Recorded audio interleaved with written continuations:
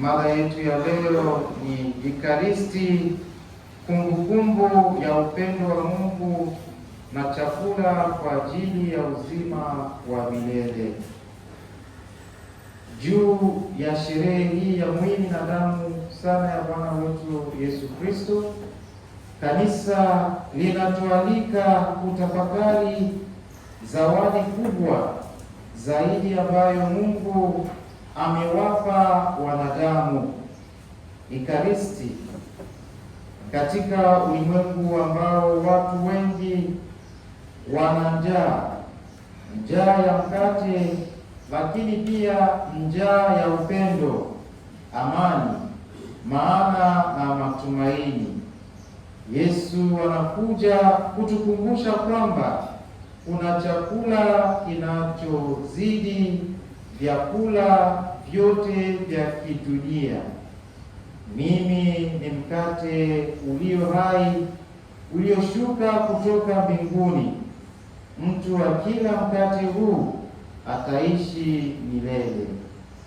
Ekaristi ni kwa hiyo si tu ibada ya kidini au kumbukumbu ya zamani, ni uwepo halisi wa Kristo ambaye inaendelea kutoa mwenyewe, hivyo kwamba tunaweza kuwa na uzima.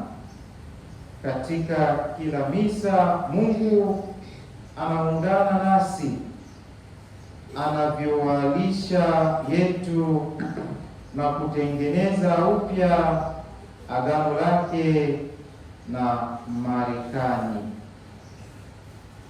Ndugu zangu, tukiri dhambi zetu ili tupate kustahilishwa kuadhimisha mafumbo matakatifu.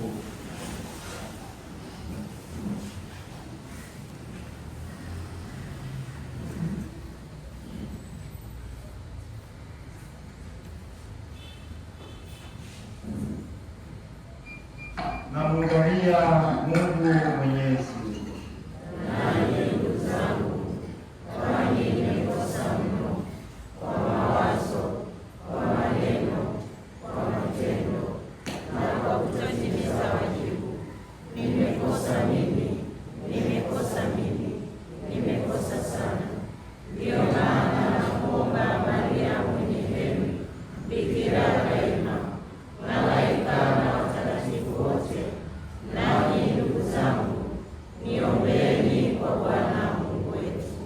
Mungu Mwenyezi atuhurumie, atusamehe dhambi zetu, atufikishe kwenye uzima wa milele. Amina.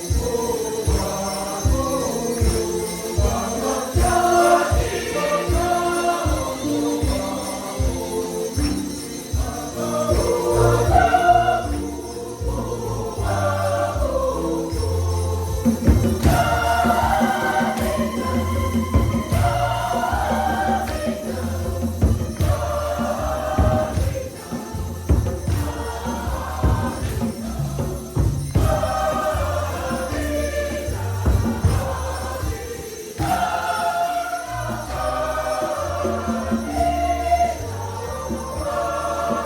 you.